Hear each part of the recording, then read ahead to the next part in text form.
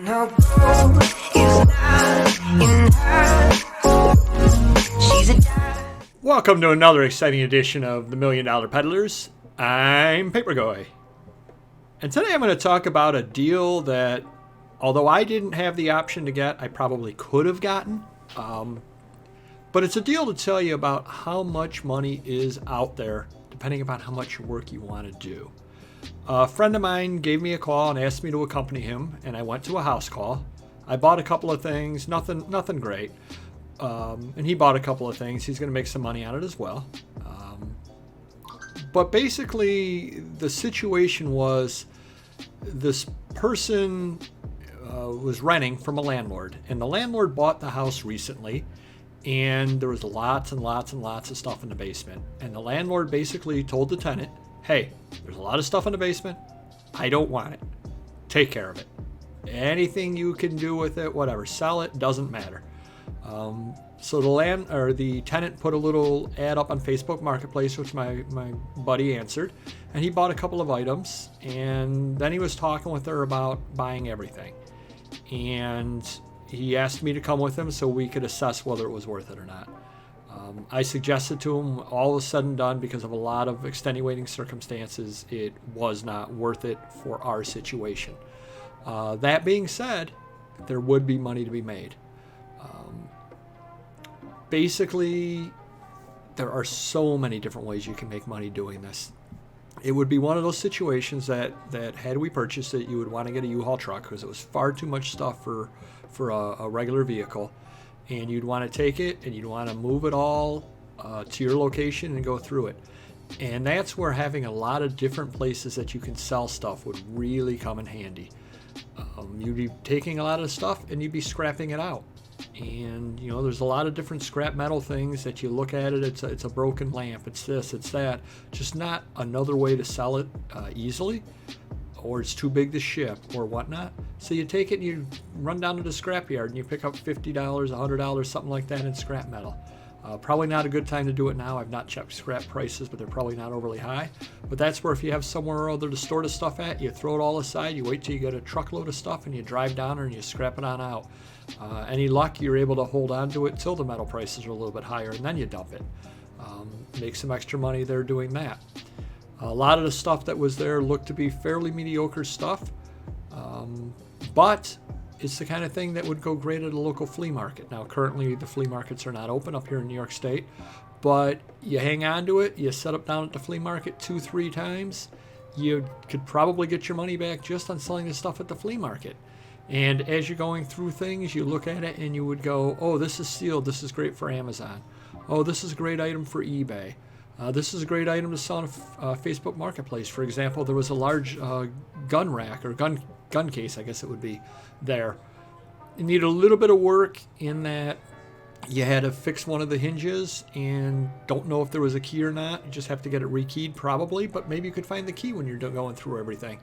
You put that up on Facebook Marketplace, you could probably pick up $75, $100 out of that. So basically, there would be money to be made, but that's a young man's game doing that. And certainly you need a lot of room. But if you lived out in the middle of the country and you had yourself a barn, that kind of deal, hey, you rent a U-Haul for a day, or you get a buddy with a truck for a day, you drive over, you bring everything into the truck, you drive it all away, and then you figure out what you're going to do with it. I know one of my friends, what he would do is, if he had really off-condition books, really off-condition magazines, he was actually heating his house, with firewood to start with, so he used some of that in the fire. You got a couple pieces of newspaper, all that kind of stuff. Hey, you start your fire with it. It's something. It keeps it out of the landfill.